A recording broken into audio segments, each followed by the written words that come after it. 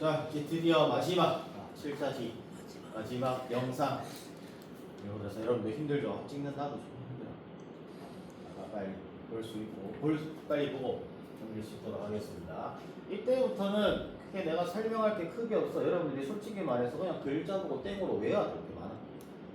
그렇기 때문에 내가 이렇게 인강을 찍는 겁니다. 흐름을 파악하기보다는 이게 어떤 내용인지 정도. 그래서 좀 빨리빨리 넘어가도록 하겠습니다. 첫 번째, 지리서 지도 한백경의 동국지리지입니다. 한백경의 동국지리지 이렇게 쓰면서 사만의 위치, 그래서 변한, 마한, 진한의 위치가 오늘날에 어디일 것이다 라는 것들을 파악을 하는 거죠. 그래서 뭐 진한 같은 경우는 경주 어디, 마한 같은 경우는 전라도의 어디, 변한 같은 경우는 옛 가야 지역, 오늘 아침에는 뭐 김해나 고령 요 지역에 어디 있을 것이라는 거를 위치를 한번 고증을 해봤다. 책이 바로 동국지리지고, 그 다음에 이 중 안에 택리지라는 게 있습니다. 이 택리지는 뭐냐? 경주 지역의 인심이 어떤지, 환경이 어떤지, 진주 지역의 인심이 어떤지, 환경이 어떤지, 광주의 환경이 어떤지 이런 것들을 서술한 책입니다. 그래서 지리지긴 한데 어떤 지리지냐? 사람에 대해서 어떤 인문지리지라는 겁니다. 여기서 말하는 환경은 물론 우리가 지금 생각하고 있는 비가 많이 오는 지역, 눈이 많은 지역 이런 것도 있지만은 거기가 살기 좋은 환경인지 아닌지라는 것도 적혀 있는 겁니다. 그래서 사람들이 즐겨하고 있는 품종이라든가 그 사람들이 인심이 고약한지 착한지 뭐 이런 것들. 충청도 같은 경우는 그 관례적으로 생각하는 뭐 느리게 얘기를 한다지 그런 거 있잖아. 경상도 애들은 특히 우리 같은 애들 성격이 급하고 욱하는 게 있다라는 것들, 그런 것들을 적어놨다 라고 보면 됩니다. 그래서 지리지인데 인문지리였고, 그 다음에 정약용 또 나오죠. 역사 지리를 정리한. 이 지역에서는 역사적으로 어떤 지역이 있었는지, 어떤 지에 있었고, 언제 때는 백제고, 언제 때는 신라고 그런 것도 있잖아. 그런 것들을 정리해요. 그래서 역당이 굉장히 대단한 사람이죠. 많은 분야에 이렇게 저서를 남겼었고. 자, 그래서 요거는 택리지입니다. 요거는 택리지야. 택리지 전체 지도를 이렇게 그린 다음에 안에 글을 보면은 어떤 지역이 어떤 식으로 있다라고 볼 수가 있고. 자, 그 다음에는 정상기의 동국지도입니다. 우리나라 최초로 축척을 사용했다라고 보면 돼. 그래서 백리척을 사용을 하면서 백리마다 하나의 척을 뒀다는 거죠. 그래서 어떻게 보면은 그게 뭐라고 해야 되지? 엄청나게 큰 땅을 딱딱 길이에 맞게 축척을 활용해서 백리마다 한 척을 두고 사용했던 지도가 바로 동국지도. 생각보다 정교하죠. 오늘날 지도랑 비교했을 때 엄청나게 뭐 다른 거 찾아볼 수 없어. 그 앞에 바로 왔던 택리지의 이 지도와 그 다음에 정상이가 만든 동국지도의 요 지도, 축척을 활용했기 때문에 굉장히 정교하게 만들 수 있었다라는 겁니다. 여기 경주가 여기 있고 여기 호랑이 꼬리 볼 수가 있지. 그래서 이거보다 좀 더 자세하게 만든 지도가 여러분들이 세상 그 누구나 다 아는 김정호의 무슨 지도? 대동여지도라는 거죠. 그래서 산맥과 하천 도로망을 따라서 십리마다, 얘는 백리마다, 얘는 이제 십리마다 점을 하나씩 찍으면서 축척을 활용을 했었고, 총 22첩의 목판을 활용을 해가지고 제작을 했습니다. 그래서 목판에 목만 팔아가지고 찍으면은 바로 지도로 볼 수 있게 대량 생산이 가능했다. 그게 바로 대동여지도고, 이 대동여지도는 엄청 큽니다. 엄청나게 커. 저희 대동여지도는 요 모습인데 요 정도가 한 판이야. 요게 22판을 이어 붙였는데 가로 한 4m, 세로 한 7m 정도입니다. 지금 여러분들이 있는 그 절반은 대동여지도라고 생각하면 돼요. 반 절반 자르면은 이 지도가 나와. 근데 이거를 목판으로 만들어가지고 22층이잖아. 그러면은 차곡차곡 접어가지고 들고 다닐 수 있어. 그래서 이렇게 해서 들고 다니면서 필요한 지역을 바로바로 찍었단 말이죠.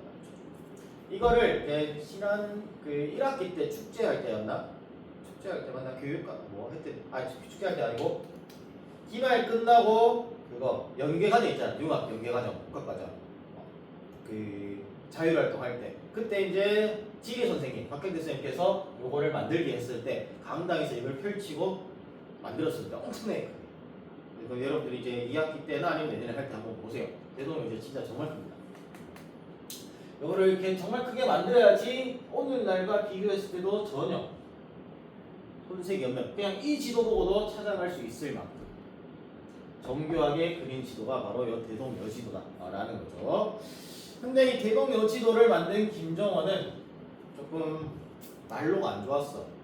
이 대동여지도를 완성한 시기가 고종 때인데 고종 때는 고종 초기에 흥선대원군이 그 고종을 대신해가지고 정치를 하고 있었는데 김종호가 대동여지도를 만들 시기가 무슨 시기냐? 이황선이 굉장히 출몰하고 외국 세력들이 호시탐탐 한국을 조선을 노리고 있었던 시대라는 거예요. 근데 이렇게 엄청나게 정교한 지도를 만들었다? 너 지도 만든 이유가 뭐야? 이거 외국에 팔려고 했지 라고 죄를 씌워가지고 김정호를 잡아다가 조낸 팹니다. 고문을 시키는 거죠. 근데 김정호는 나는 정말 순수한 학문적인 의도로 만들었을 뿐 정말 팔 의도가 없었습니다 라고 얘기를 하니까 그 고문에서 결국에는 풀려나게 되는데 그러고 나서 김종호의 끝이 어떻게 된지 몰라. 기록이 없어.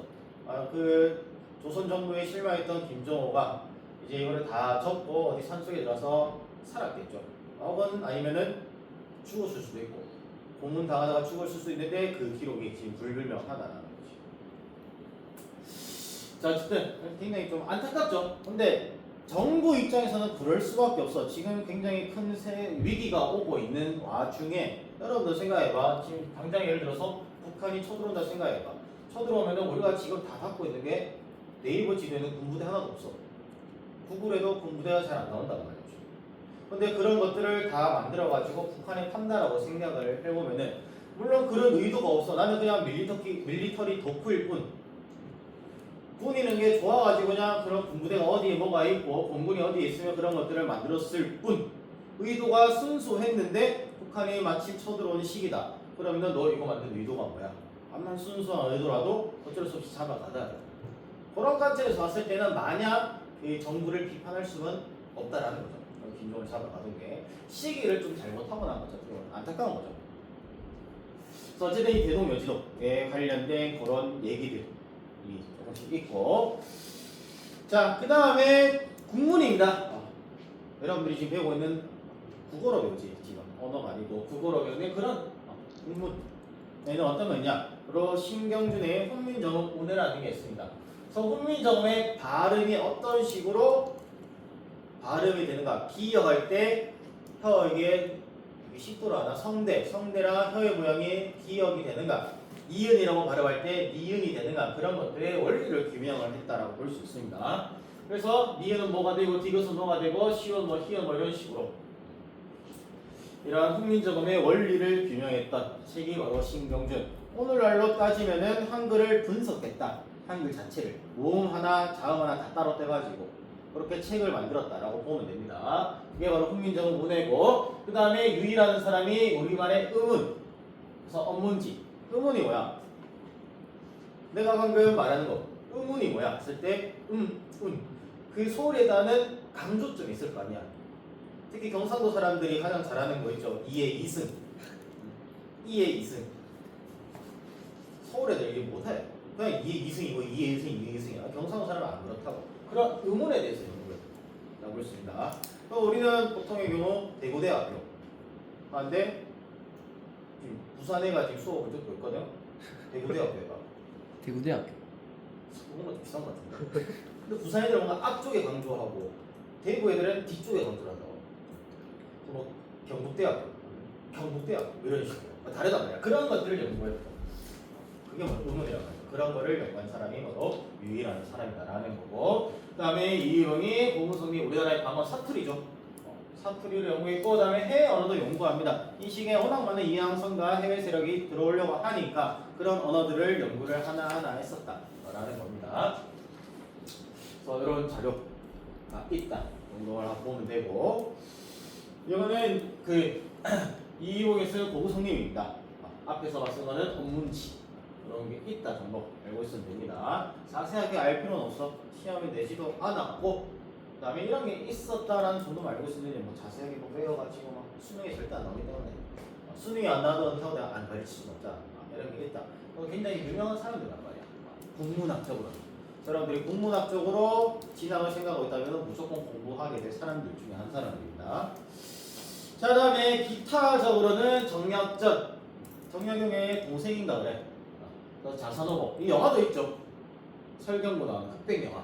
굉장히 재밌다고 하더라고. 그래서 흑산도 유배 중에서 흑산도 주변에 있었던 해양 생태계라고 했는데 특히 흑산도에 가장 유명했던 해양 생태계 중에 하나가 홍어입니다. 그럼 홍어에 대해서도 연구를 했었고 거기서 나는 뭐 거북손이라든지 뭐 이런 거 조개류도 많잖아. 그런 것도 연구를 했던 사람이 바로 정약전. 이 사람도 역시 신유박해 때 유배를 흑산도로 가게 되면서 거기에서 이런 연구를 했다라는 겁니다. 그래서 자산어법 영화도 있어. 흑백 영화로 나와 있고 흑백 영화에서 옛날 영화 생각하는데 꽤나 최근입니다. 주연이 설경구가 그래. 6년 된다. 그 정도 살에 나왔던 영화고 이게 바로 자산어법입니다. 자산어법 이렇게 내용이 이렇게 가지고 흑산도에 그래서 이거 흑산 이렇게 적혀있잖아. 흑산지 뭐명 가지고 뭐 이런 식으로 볼 수가 있는 거고 그 다음에 홍동화는 동국문헌비고 이거 한번 봤었죠. 동국문헌비고 3차시 할 땐가 봤었단 말이야. 그 시대 썼다. 그래서 동국문헌비고 해서 우리나라 역대 문물 우리나라 역대 뭐 문화라든지 아니면은 국문학도 들어가고 여러 가지 많은 것들을 정리를 해놓은 게 바로 동국문헌비고 지리도 들어가고 역사도 들어가고 많이 들어가는데 그 중에 이 동국문헌비고가 주목받고 있는 이유는 동국문헌비고 안에 뭐가 들어있기 때문이다? 독도가 들어가 있어. 그래서 죽산도, 울릉도라고 적혀 있잖아. 죽산이란 말이 독도거든 이게. 울릉도에 속해 있는 독도라는 게 있다라는 게 이게 딱 기록이 있단 말이야. 그래서 일본이 독도가 지네 땅이라고 우길 때 우리가 반론으로 제시할 수 있는 정말 중요한 자료 중에 하나이기 때문에 이것도 역시 한 번씩 일본과 사이가 안 좋을 때 수능이 나옵니다. 동국문헌비고가 독도와 관련되어 있기 때문에 그래서 뭐 동북공정과 관련돼 가지고 중국과 사이가 안 좋다 그러면 발해고 일본과 뭔가 사이가 안 좋다 그러면 동국문헌비고가 나온다라고 생각을 하면 됩니다. 물론 동국문헌비고 말고도 뭐 세종실록 지리제라든가 여러 가지 책들이 있어. 그리고 독도 파트가 또 따로 있어. 그때 할 때 보도록 하겠습니다. 그 다음에 과학기술과 서양 문화의 서민 문화의 발달입니다. 그래서 서양 문물이 이렇게 수용이 되면서 17세기부터 중국을 다녀온 사신들이 많은 걸 가지고 왔었고 또한 17세기에 일본과 거래를 하고 있었던 네덜란드 상인들이 태평을 만나서 제주도의 표류에 표류하면서 한양으로 압송이 돼서 한양에 머물면서 여러 가지 많은 서양의 문물을 가르쳐준 두 외국인이 있습니다. 그 첫 번째 외국인이 바로 벨테브레이. 이거 2차 시할 땐가 봤습니다, 여러분들. 박연이죠, 박연. 그 다음에 한 20년이 흘러가지고 또 일본과 거래를 하다가 표류가 되어가지고 한양으로 압송돼가지고 서양 문물을 전해준 사람이 하멜. 근데 이 하멜은 한국 조선 이름이 없죠. 이 사람은 나중에 탈출합니다. 탈출을 해가지고 책을 하나 내. 하멜 표류라는 책을 내는 거죠. 그래서 조선이라는 나라를 서양에 또 알리게 되는 계기입니다. 근데 이 벨테브레이는 박연이라는 이름을 받고 조선에 머물러. 이랬던 이유는 벨테브레이는 네덜란드로 돌아가서도 이 사람들이 약간 좀 중산층이야. 벨테브레이는. 근데 하멜은 귀족이라고. 네덜란드로 돌아와서도 잃을 게, 네덜란드에 안 돌아가면 잃을 게 많은 사람이 하멜이고 네덜란드로 안 돌아가도 잃을 게 없는 사람이 벨테브레이. 그렇기 때문에 벨테브레이는 이름을 박연이라는 이름을 받고 조선인 여자와 결혼해서 잘 먹고 잘 살고 하멜은 어떻게든 탈출각을 보다가 결국에는 탈출에 성공해서 하멜 피룩이라는 책을 쓰게 했던 거죠. 그래서 이 두 사람의 시차는 약 20년 정도 차이 납니다. 정확히는 몇 년인지 26년 정도 차이가 나네. 그래서 많은 서양의 과학 지식과 기술을 알려주게 되었고 특히 하멜 같은 경우는 결국에는 탈출에 성공을 해서 하멜 표룩이라는 책을 썼다까지 설명을 했습니다. 그래서 이런 일러스트가 나타나게 되는 거죠. 네덜란드인 하멜 뭐 살라 거리고 있어 하익 하면서 여기가 어디 땅이냐 뭐 이렇게 얘기를 하고 있는데 이 새끼들 뭔 개지랄이야 개소리야 하면서 일단 데리고 가자. 그래서 갖고 데리고 올라가는 거죠. 이때 데리고 이제 하멜이 잡혔잖아. 하멜이 데리고 딱 올라갔을 때 만났던 사람이 누굴까? 바로 이 사람이겠지. 왜? 이 사람이 먼저 왔었잖아. 그래서 이 벨테브레이가 하멜의 말을 번역을 해줬는데 하멜이 하멜 표류기에 이런 말을 썼대. 조선 땅에 표류를 하면서 올라갔더니 네덜란드인이 있어가지고 얘기를 했는데 내가 네덜란드 말이 어눌했다. 20년이 지나가지고 네덜란드 말을 거의 좀 잊어버린 거죠. 그런 기록이 여기 적혀 있다라고 합니다. 자, 그래서 서양의 과학 지식과 기술들이 이렇게 막 알려지게 되었고, 여러분들이 졸라기 싫어하는 거 있지, 함수, 루트 이런 거 있잖아. 나도 굉장히 좀, 아니, 나는 또 수학 좀 좋아했었는데 지금 풀어가면 풀어. 왜? 나는 수학 1등급. 오. 물론 문과긴 하지만 우리 때는 미적분 안 배우는 세대긴 하지만 그래도 그 정도는 잘했죠. 네, 영어는 못했어. 영어. 문과인데 영어를 못하고 수학을 잘. 근데 과학이 싫어가지고. 아. 그래서 문과 갔어. 사회는 좀 잘했거든. 옛날 어릴 때부터 책을 많이 읽어서 언어는 그냥 공부하려 그랬어. 영어 때문에 영어가 내 발목을 잡았지. 자, 어쨌든 그렇고 이거는 이제 벨트브레이크의 모습을 재현했던 서프라이즈라는, 알죠 여러분들? 어릴 때 많이 봤지 않니? 나도 어릴 때 많이 봤었는데 볼 수가 있습니다. 자, 다음을 볼 거는 이강정이라는 책. 어떤 식으로 또 과학기술이 전래되었는가를 볼 때 이강정이라는 사람이 세계 지도로서 들고 온 게 있습니다. 바로 번영왕국정도. 마테오 리치가 만든 지도, 청나라에서 만든 지도를 들고 와가지고 조선에 소개를 했단 말이죠. 이게 바로 번영왕국전도야. 여러분들이 이거 잘 몰라도 한자를 읽을 줄 안다면은 번영왕국전도라고 읽고 답을 체크할 줄 알아야 됩니다. 또 시험 문제에 아마 내가 썼는 것 같은데 기억이 잘 안 나긴 하네. 보면은 굉장히, 물론 지금 우리가 보는 지구본이라든가 세계 지도보다는 구글 지도 같은 것보다는 조금 정교하지 않은데, 우리가 그 옛날에 봤던 뭐지 홍일강의 역대국도 생각해봐. 그거보다는 확실히 정교하게 만들었죠. 그래서 조선이 여기 있고, 일본이 여기 있고, 청나라가 여기 있어. 인도도 있고, 그다음에 아랍 지역, 아프리카가 이렇게 있고, 유럽에 이탈리아 이렇게 반도 잘 표시해놨습니다. 스페인, 그다음에 여기는 영국, 프랑스고. 그다음에 이 시기는 아메리카가 발견된 이후 시기이기 때문에 북아메리카와 남아메리카까지 다 존재를 썼고, 그 다음에 뭐까지 썼냐? 뭐까지 그랬냐? 이 밑에 이거 뭘까? 남극. 그렇지, 남극이지. 남극까지도 이렇게 그려놨다. 남극을 어떻게 알고 그랬을까? 봤겠죠. 지구가 둥글다는 것을 알고 이런 식으로 둥글게 그리면서 남극을 그려놨는데, 한 가지 아쉬운 점. 남극에 이게 붙어있어. 이 땅이 붙어있어. 그 땅이 뭘까? 이 땅이 어디 땅일까? 호주야, 호주. 호주를 남극에 붙여놨어. 옆에 있는 섬을 요거를 요건가요? 요건가? 근데 옆에 섬을 뉴질랜드 라고 볼 수가 있는 거지. 요거까지는 아직 좀 정교하게 그리지 못했지만, 어쨌든 지금 우리가 세계 지도를 생각하고 봤을 때 요 정도면 400년, 300~400년 전에 굉장히 잘 그렸구나 라는 것을 파악할 수 있는 거죠. 저희 특히 조선 이거를 학대를 하면은 이렇습니다. 조선을 학대를 하면은 이렇게 볼 수가 있고, 조금 덜 정교하기는 하지만 그래도 어느 정도는 형태는 알아보겠지. 이런 모습을 볼 수가 있습니다.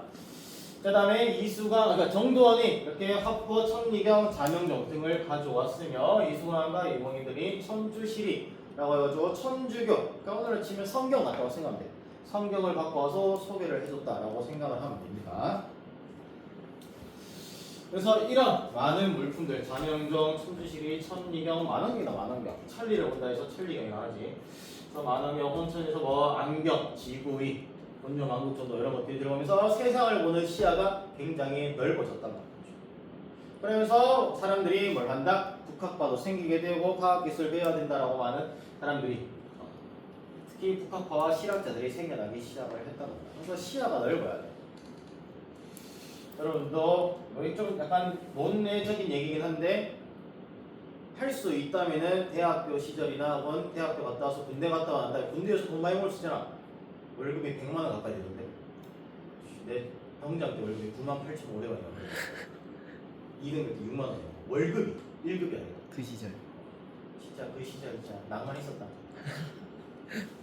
어쨌든 지금 이제 돈을 모을 수 있으니까 최대한 그런 돈을 잘 모아가지고 해외 한번 나갔다 오면 세상을 보는 시야가 달라집니다. 눈이 트여. 지금도 이제 세상을 보는 시야가 달라진 이 당시 얼마나 그랬냐. 중국 중심인 줄 알았는데 중국 중심이 아니야. 이런 지도를 통해가지고 세상에 엄청나게 넓고 나라는 것들을 바로바로 파악할 수 있게 되는 거죠. 오늘 강의 역대부터랑 정말 다르지. 그러면서 과학 기술로서 수용을 했고 천주교도 처음에는 모르겠다 학문으로만 이해해서 성학으로서 받아들였다. 내가 지난 시간에 얘기를 했었죠. 6차 시할 때인가 그때 학문으로서 이해를 하다가 이제 나중에 종교로서 받아들이게 되버리는 거지. 그래서 이익과 제자들, 복학과 실학자들 그 중에서 대표적인 사람이 역시나 강명에 맡은 사람들이 있고, 그러면 천추실입니다. 마테오리치가 천추실을 가지고 왔다라는 거고, 천주란 말이 뭐야? 천주 왜 천주교야? 천주교는 하늘을 하늘 주? 주 주가 뭐야? 하늘의 주인. 아 그게 누구야? 하늘. 하늘. 하늘? 이라는 의미죠. 그래서 굉장히 마테오리치가 고민을 많이 해서 만든 말이 천주라는 말이라고 합니다. 도대체 이 예수, 지저스를 어떻게 표현해야지 저 동양 새끼들이 알아쳐먹을까? 고민의 끝에 나왔던 말이 천주라고 하는 말이죠. 그래서 그때부터 천주교로서 알려지게 되기 시작합니다. 자, 그래서 이렇게 천주실이라는 책 같은 거, 그래서 온여만국 정도까지 오게 되었고, 다음에 과학기술이 발달을 하는데 천문학으로는 임성문이라는 사람이 역학도에서 우리나라 최초로 자전설이죠. 지구가 돈다 라는 것을 주장을 했습니다. 그래서 홍대영이 의사문답에서 자전설, 지전설, 그 다음에 지전설의 자전은 똑같은 말이야. 지구가 돈다. 아니면 지구가 혼자 돈다 해서 자전설이라고 표현하기도 합니다. 그래서 무한우주론 등을 주장하면서 지금의 무한우주입니다. 우리는 지금 지구가 같은 거 배우면 우주가 계속 팽창하고 있다고 배우잖아요. 그게 이때부터 등장했던 개념이라는 겁니다.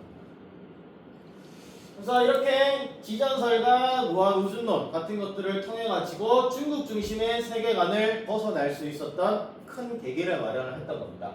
그래서 지구가 계속 도는데 중심이 그럼 어디야? 북극이면 차라리 북극점. 왜 그걸 중심으로 지구가 도니까 그렇게 해야지. 왜 중국이 세계 중심, 그 가운데 중자를 쓰냐? 말이 안 된다라는 거죠. 그런 세계관을 비판할 수 있는 근거를 제공했던 게 바로 이런 천문학의 발달이라고 볼 수가 있는 겁니다. 그 다음에 역법, 처음으로부터 서양의 역법이 아담산의 시연력이라는 것을 도입을 합니다. 시연력을 도입을 하는데 달력이에요, 달력. 태양력이죠, 태양력. 태양력을 도입을 하면서 양력과 음력이 같이 공존. 그렇지만 계속해서 우리나라는 음력을 쓰긴 했습니다. 아직도 여러분들 부모님들도 있을 거예요. 음력생이라 하시는 분들. 우리 부모님은 음력생이라 하시거든. 나는 양력생이라 하긴 하는데 이렇게 이런 음력이 주된 거에 그 다음에 이런 서양의 양력을 배워가지고 이 서양의 역법이 아담산에 또 시연력을 도입을 하면서 태양력도 받아들였다라는 거. 그런 게 있었다 정도만 보면 되는 거죠.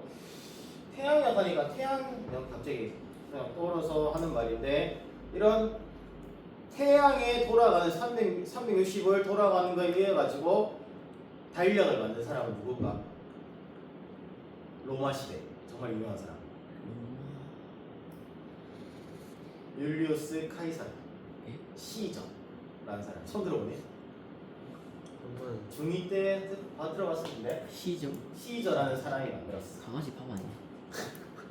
로마의 약간 황제를 의미하는 단어인데 황제를 의미하는 단어인데 그게 카이사르라는 말을 순수하게 있는 그대로 보면 시저가 된단 말이야. 그때부터 로마의 황제들을 이렇게 시저 불렀었는데 그 사람이 만든 게 바로 율리우스라고 해서 태양력입니다. 그 다음에 그 사람이 좋아했던 자신이 태어난 달이 줄라이야. 줄라이는 몇 월이지? 6월? 7월이잖아. 까비 6월은 준이고. 그래서 줄라이를 가장 좋아했기 때문에 줄라이가 가장 뭘 해야 된다? 긴 날이어야 된다. 그래서 7월이 31일까지 합니다. 31일까지 있는데 그 카이사르의 양자였던 옥타비아누스 맞지? 옥타비아누스가 자신도 이 달력에 굉장히 쓰고 싶은데 자신이 태어나고 자신이 좋아하는 달은 8월인 거야. 근데 나도 아버지처럼 제일 긴 달을 갖고 싶다 하면서 8월을 또 31일로 만들었어. 그래서 30, 31, 30, 31일 가는 게 7월과 8월은 둘 다 31일이 되는 거야.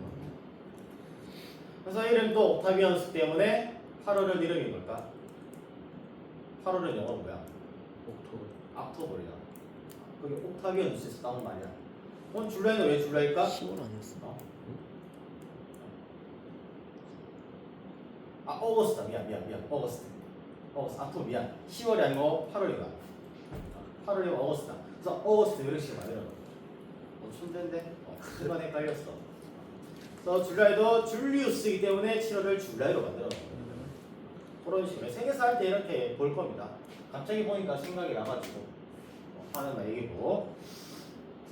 자, 다음에 처음으로부터 마치오리치가 제약한 세계 지진이 아까 뭐라고?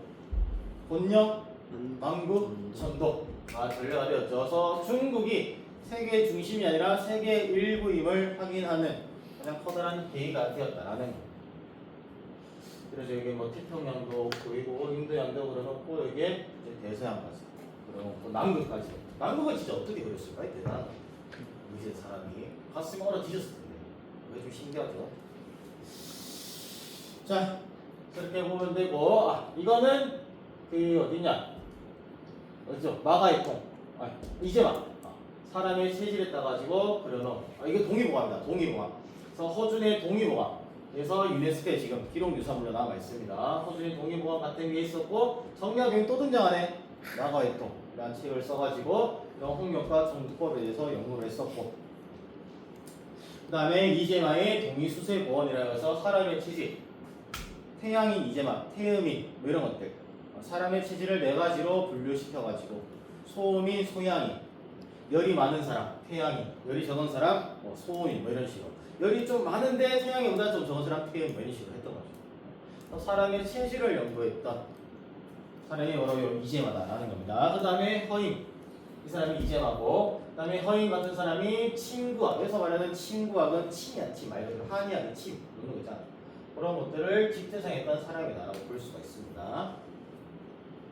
그냥 이런 게 있다 정도 알고 있으면 되고, 그 다음에 농서로는 내가 농업에 발달할 때 오차시 할 때 한번 얘기했었죠. 그래서 그런 내용이 있다는 정도 알고 있으라 했지. 지금도 마찬가지로 그런 내용이 어떤 건지만 파악을 하고 넘어가도록 하겠습니다. 먼저 신속이라는 사람이 쓴 농가 집생이라는 책이 있습니다. 그래서 이항법 보급에 크게 기여했던 책이다 라는 겁니다. 이게 바로 이제 농가 집성 책이고, 안타깝게도 조금 바랬죠. 바래고 책도 좀 찢어져가지고 보존이 잘 돼야 될 텐데.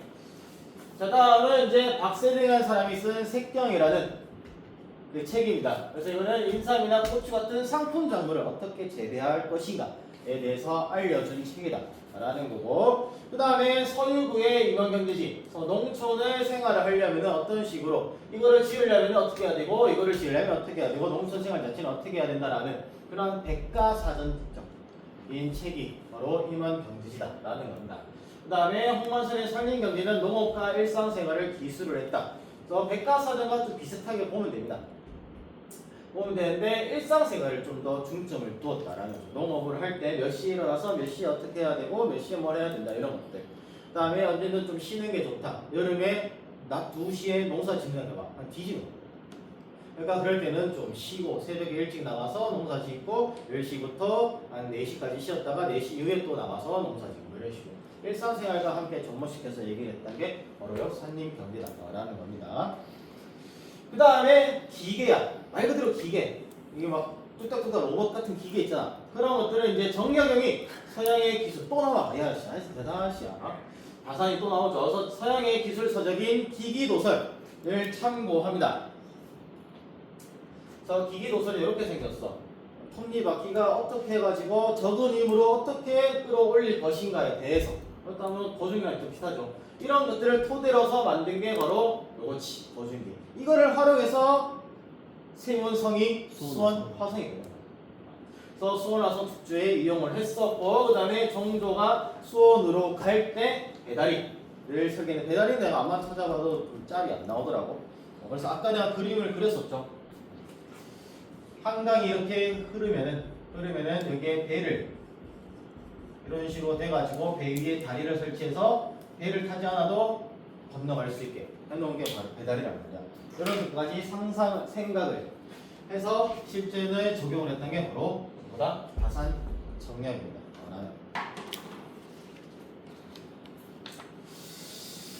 자, 그래서 이렇게 보면 되고, 그 다음에 서민 문화의 발달입니다. 서민들의 사회 경제적 지위가 향상돼. 잘 먹고 잘 살잖아. 농사가 잘 되면서, 농업 생산이 늘어나게 되면서, 그래서 사회 경제적 지위가 향상되면서 뭐가 된다? 서당 교육이 확대되기 시작을 합니다. 그래서 초등 교육이 확대되기 시작을 한다라고 보면 돼. 서당 교육이란 말은. 자, 그래서 이런 식으로 많은 문화를 즐기기 시작을 했던 거죠. 서민들도 먹고 사는 거에 굉장히 힘든 시절을 지나고 나서 그다음에 누구나 다 어느 정도 먹고 살 수 있는 시대가 왔잖아요. 그러다 보니까 문화로도 눈을 돌리기 시작을 하면서 서민 문화가 발달이 되는 거예요. 우리도 생각해봐. 당장 내일 먹을 게 없어. 농사 짓는다 하면 농사 족발이 짓거나 산에 가서 땔감 구해고 이러면 하루 지나. 문화적으로 풍족을 즐길 수 있는 시기가 아닌데 그게 어느 정도 돈도 생기고 하다 보면은 말 그대로 축구도 보러 가고 좀 다음 달이었나? 다음 달 맞지? 그 아이콘 매치 하잖아. 돈 좀 있는 사람들이 그렇게 간단 말이죠. 근데 먹고 살기 힘든 사람들이 거기 갈 수 있겠어? 못 간단 말이야. 근데 이 시기에 들어서 상품화폐 경제가 발달해서 서민들이 어느 정도 먹고 살만해지니까 문화로도 눈을 돌리기 시작을 하게 됩니다. 그러면서 이게 양반들의 위선을 비판하고 사회 부정과 비리를 고발하기 시작을 했던 거죠. 많은 사람들이 이제 양반뿐만 아니고 많은 서민들조차 이렇게 문화를 즐기기 시작을 했다. 이게 바로 조선 후기의 특징이다라고 볼 수가 있습니다. 그래서 공연이 많이 성행을 하기 시작을 하는데 첫 번째는 판소리입니다. 그래서 감정 표현이 직접적이고 솔직하며 그 시대를 비교해서 봤을 때는 약간 저급하기도 하다라고 볼 수 있어. 양반의 문화보다 조금 저급하다라고 볼 수가 있는데 지금의 시대로 보면 저급한 게 아니죠. 굉장히 고급스럽죠. 판소리 같은 경우는. 왜 저급하다고 하냐? 특히 이런 춘향가 같은 경우는 굉장히 생각보다 적나라하다. 이몽룡과 춘향이가 어떻게 만나서 어떻게 잠을 자는 것까지 묘사가 되어 있단 말이죠. 어떻게 보면은 양반 입장에서는 저런 걸 어떻게 표현하지라고 저급하다 볼 수 있는데 서민 문화 입장에서는 그런 게 또 흥미를 끌기 때문에 이게 발전이 되는 거예요. 그 다음에 뭐 신청가도 자세히 보면은 굉장히 아버지를 위한 효도를 다한다라고 볼 수가 있는데 사실 자세히 알고 보면은 아버지를 위해서 딸의 희생이란 말이에요. 그런 것까지 막 보다 보니까 또 저급하다라고 볼 수가 있는 거죠. 차라리 아버지가 죽었으면 죽었지 딸의 죽음을 이용해가지고 아버지가 눈을 뜨게 되었다. 이런 식으로 표현을 할 수도 있단 말이에요. 그래서 그런 것들, 흥보도 마찬가지, 형제 간의 싸움, 적벽감. 이 적벽감은 뭘까? 적벽대장, 삼국지에 있었던 일이고 수군은 다 알죠? 거북이가 토끼의 간을 빼먹기 위해서 자신이 모시는 사람을 위해서 남의 것을 약탈하는 얘기란 말이야. 구시타시하면 이런 내용들을 가지고 서민 문화가 꾸려졌다라는 거예요. 근데 원래 이 판소리는 총 13개 정도 있었다고 합니다. 13개가 있었는데 지금 전해지는 건 5개밖에 없대. 다 잊혀지게 되면서. 그래도 이거라도 나오는 게 다행인 거죠. 그 다음에 또 뭐가 있느냐? 바로 이거는 이제 판소리를 하는 모습이고, 그 다음에 탈놀이 있습니다. 탈놀이. 마을 곳의 일부로 공연을 했으며 양반 및 승려를 비판하기 위해서. 근데 누가 공연했는지 알면 혹시나 잘못하다가 죽을 수도 있잖아. 양반 비판했을 때. 그래서 썼던 게 바로 이 탈춤이다라는 거. 대표적인 게 안동 하회마을이죠. 안동 하회마을 탈춤. 이런 탈을 쓰면서 이제 공연을 했다라는 거고, 그 다음에 산대놀이라고 해서 이거는 탈춤의 일종이라고 볼 수 있습니다. 그래서 가면극이 오락으로 정착이 되었다. 이거는 이 사람들이 공연만 하지만은 이거는 가면을 쓰면서 같이 어울려서 논다라고 생각하면 돼. 굳이 따지면 무도회라고 볼 수 있겠다. 무도회 개념으로 생각을 하면 됩니다. 그래서 중인과 상민들이 이렇게 지원하면서 자기들도 즐길 수 있으니까 돈 좀 있는 사람들이 지원을 하기 시작했던 거죠. 그 다음에 문학에서도 새로운 경향이 나타나기 시작을 하는데 홍길동전이나 춘향전 같은 아까 판소리 춘향 나왔잖아요. 그걸 이제 글로 썼다라는 거죠. 그래서 춘향전이라고 춘향전을 전이라고 발음을 하면서 한글 소설이 있었는데 그게 또 굉장히 야해. 그거를 바탕으로 해서 영화를 만든 게 춘향전의 영화가 실제로 있습니다. 물론 그 현대에 들어서 그런 것들이 있다. 그래서 한글로 썼던 책들입니다. 그래서 특히 홍길동전은 뭐다? 우리나라 최초의 한글 소설입니다. 그럼 우리나라 최초의 소설은 한문 소설이겠죠. 한글이 아니니까 한문 소설은 배웠어. 경주, 그치, 금오신화죠. 금오신화. 경주 남산 밑에 있는 산이 금오산이라고 그래요. 거기서 쓴 새로운 이야기라고 해서 금오신화가 되는 겁니다. 신자가 기신신 이런 게 아니고 새로운 신자라고 했었잖아. 왜냐하면 홍길동전은 우리나라 최초의 한글 소설이다라는 겁니다. 그래서 사설 시조도 있다. 남녀간의 사랑이나 현실 위판 같은 것들이 있었고 시사도 한번 봤습니다. 인강에서 봤어. 중인 계급 때이 모여가지고 기술직 중인들이 모여가지고 현시에 대해 가지고 이런 문예 모임을 조직을 했다라는 거고. 여기는 홍길동전입니다. 그러면 순수 한글이야. 홍길동전 해가지고 조설국제 뭐 이런 식으로 사스스스 해놓죠. 한글로 쓴 최초의 소설이다 라고 볼 수가 있고, 그 다음에 이거는 유향문학이라고 합니다. 중인 이하의 계층에서 문학활동이 전개된 걸 유향문학이라고 합니다. 향리라든가 아니면 중인도 포함이 이하니까.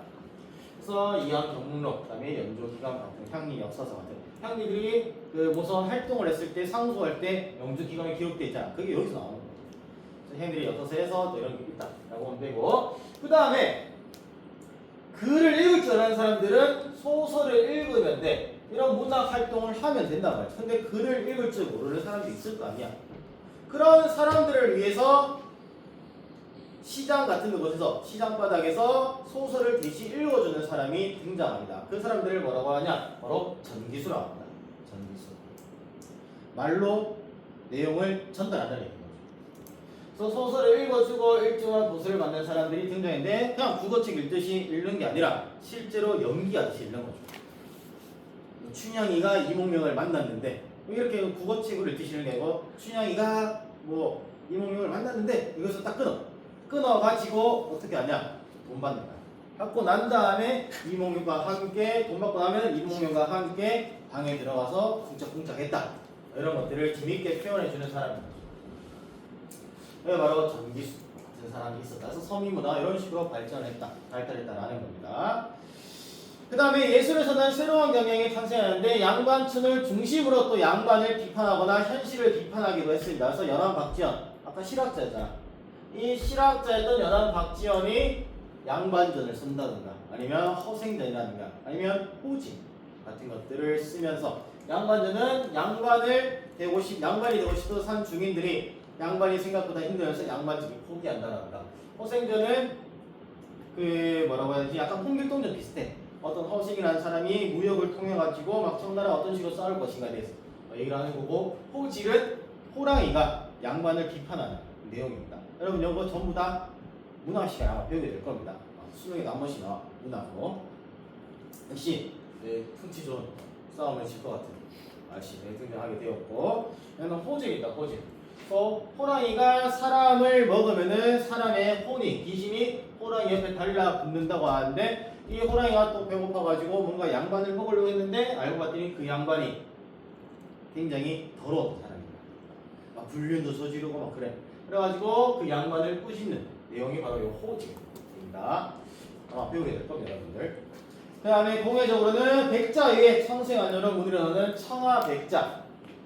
원래 고려시대 때는 청자였잖아. 고려 청자였다가 조선시대에 넘어오게 되면서 내가 백자 사진 뭐였죠? 선비란 자고로 순수하게 해야 된다. 그 때문에 완벽하게 흰색 하나에 300원 그랬잖아. 그런 거 나타나다가 이제는 뭐가 됐나? 백자의 화려한 그림, 청화, 청색 그림을 넣는 이런 게 유행하기 시작하고, 이건 약간 청나라풍이야. 청나라가 약간 이런 식으로 도자기를 많이 만들었지. 그래서 백자의 푸른색 그림을 그렸다. 그래서 청화백자라고 합니다. 그 다음에 서예에는 김정희의 추사체 같은 독자적인 필체가 등장이 시작한 거죠. 그래서 김정희의 그 필체는 약간 호랑이가 글씨를 썼으면 이러지 않았을 거라고 생각이 들 만큼 굉장히 힘있는 서체를 썼습니다. 그래서 김정희 아까 봤습니다. 금석관노. 그 사람 똑같은 사람이야.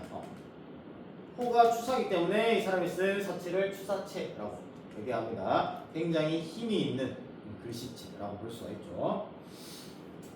자, 그 다음에 해와 그림이죠. 그림. 미술이야, 미술.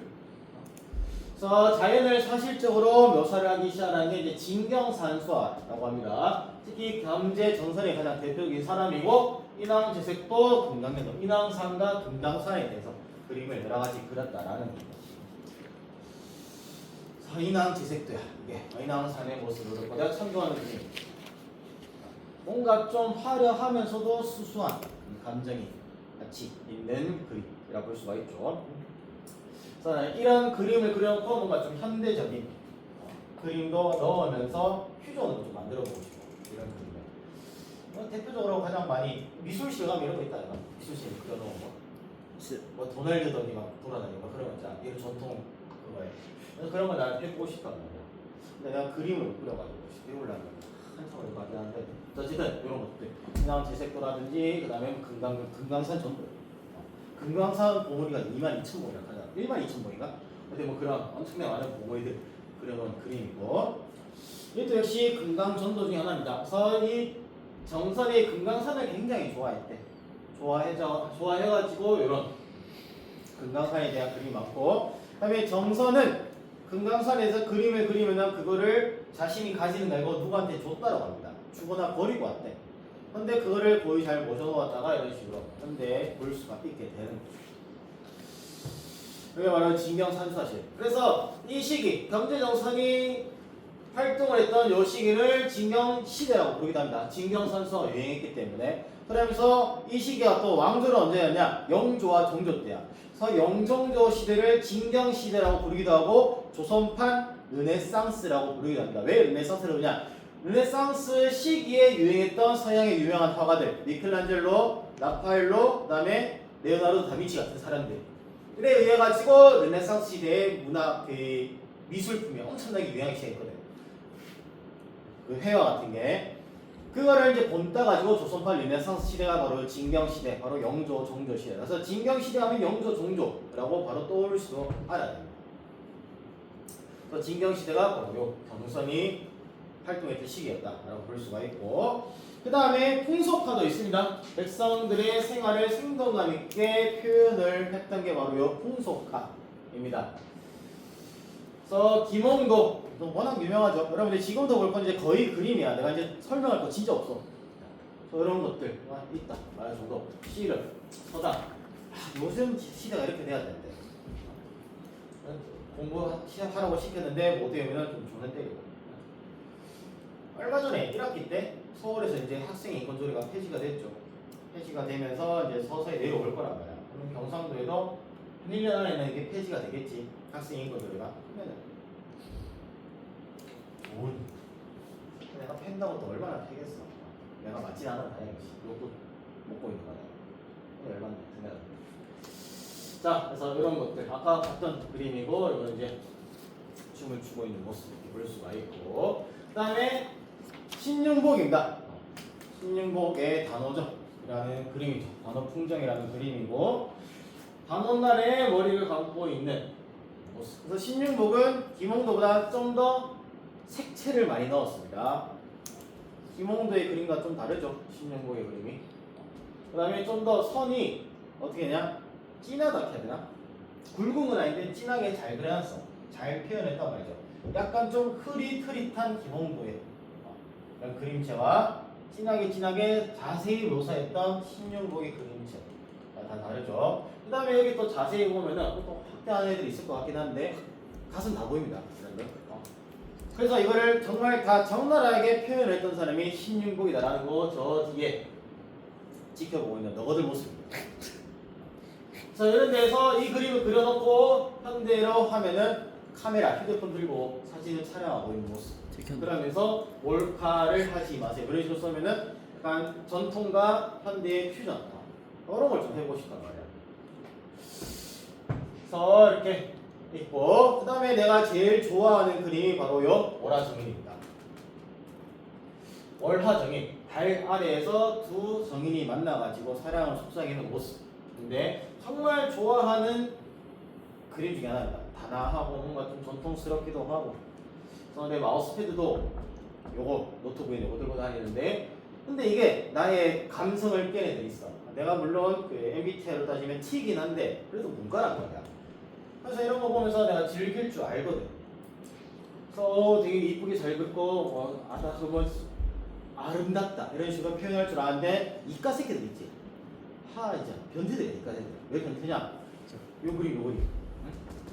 요 그림 요 달 보고 요렇게 달이 생기는 것은 언제다. 그래서 그거를 타고 와서 신윤복이 살았던 시대를 타가지고 이게 1782년인가 몇 월 며칠 맞춰버려. 이 달을 보고 이가 변태란 말이야. 그림을 즐길 줄 알아야 되는데 그림을 보고 이게 언제 거나 생각해서 계산한다? T 100% 나로도 이해 못해. 나한테 그 F가 있다라는 얘기인 거지. 자, 월화정입 그림 이런 식으로 볼 수가 있고, 그 다음에 요거는 쌍검대문라는 그림이 이름이 그랬나? 하여튼 요건 이제 국보가 그렇습니다. 신윤복이 그림인데 국보로서 지정이 되어 있고 공부니까 국보가 있고, 그 다음에 요거는 또 워낙 유명하죠. 미인도. 조선시대 때 미인을 이런 식으로 표시했다라는 거지. 그 다음에 김득시라는 사람이 있습니다. 화적도, 노상알련도 같은 것들이 있으면서 순간적인 상황을 묘사했단 말이야. 그런 그 껑의 새끼라고 볼 수가 있는 것 같은데, 껑의 새끼, 닭의 새끼를 몰고 가는 고양이를 내쫓기 위한 이런 순간적인 모습을 묘사했다. 김득시 있고, 그 다음에 아까 신부지 동료한테 봤었던 노상알련도. 노상 한마디로 길거리에서 알현을 했다는 의미인 거지. 이런 것들 볼 수가 있는 겁니다. 그 다음에 강세양의 영통동묻어서 서양 기법이 먼 것은 원근법에 따라서 작게 그리고 가까운 것은 크게 그리는 형태, 원근법을 적용해서 그려놓은 영통동묻어라는 게 있고, 그 다음에 미나가 있습니다. 미나는 뭐냐? 이런 거죠. 이것도 내가 좀 좋아하는 그림이긴 해. 김홍도가 그렸었나 이거? 그럴 거야. 황묘농적도라고 하면서 이런 것들이 있고, 그 다음에 이것들은 미나죠. 호랑이의 모습. 그 다음에 새 같이 그리고 그래서 호조도라고 부르기도 하고, 그 다음에 나무도 같이 있기 때문에 뭐 조목도 이렇게 부르기도 한다라고 합니다. 그래서 이런 식으로 그려놓은 게 미나고, 역시 토끼도 있고 새 같은 거 원앙이죠. 원앙, 부부를 상징하는 원앙 같은 것도 있습니다. 그래서 많은 그림들이 있죠. 그 다음에 그림을 그리는데 이런 잉어나 아니면 물품을 활용해가지고 문자화 시킨 거예요. 이걸 문자도라고 합니다. 대표적인 이거는 효조, 이제 이건 또 충이야. 자세히 보면 이게 적혀있지. 신 같은 거. 그래서 그림을 그리면서 문자를 표현했기 때문에 문자도라고 부르기도 합니다. 그 다음에 오늘 건강을 기원하기 위해서 그렸던 십장생도, 뭔가 욕 같긴 한데 10가지의 동물과 식물들을 그리면서 오래 살기 바라는 마음. 그래서 뭐 거북이도 있고, 뭐 학도 있고, 사슴도 있고, 그다음에 이런 나무들도 있고. 여기 보면은 복숭아도 있어. 천도 복숭아, 하늘에서 난다는 복숭아 이런 거 있잖아. 그런 것도 그리면서 오래 살기 바라는, 장수하는, 건강을 기원하는 식으로 그런 어떤 십장생도 같은 것도 있습니다. 그 다음에 문인화로는 김정희 추사 또 나오죠. 추사 김정희가 그린 세안도라는 게 있습니다. 추사 김정희가 유배를 갔단 말이야. 제주도 유배를 갔을 때 제자가 추사 김정희가 보고 싶어하는 책을 찾아서 사가지고 김정희한테 줘. 그러니까 김정희가 그 고마워가지고 그런 내용을 쓰면서 이런 그림을 그렸단 말이야. 그래서 이 세안도를 보면은 제자와 스승의 마음을 엿볼 수 있는 대표적인 문화유산이에요. 그런 세안도가 있었다 정도 알고 있으면 됩니다. 그 다음에 건축적으로는 17세기에는 굉장히 거대한 규모고 양반 지주층의 성장을 반영해가지고 이런 인제 구례 공원의 각각 건물들이 굉장히 크고 웅장하단 말이야. 웅장을 했는데 18세기 들어서는 분원과 상인들이 지원을 하면서, 근데 인마들이 암만 커봤자 내가 6차 시할 때였나 말했던 거 있잖아. 부양한테 힘이 좀 딸린다고. 그렇기 때문에 이 사람들이 커긴 했지만은, 세력이 커지긴 했지만은 17세기에 비하면 건물이 작을 수밖에 없어. 왜? 전통의 양반들은 힘이 워낙 셌기 때문에, 돈도 워낙 많았고. 그래서 이 사람들이 컸다고 한들 요 17세기에 시행 건물보다 작을 수밖에 없게 돼버립니다. 소박하게 이렇게 만들어둬요. 그래서 농산의 쌍계사라든가 구안의 계암사 같은 것들 굉장히 소박하게 17세기와 다른 모습을 볼 수가 있습니다.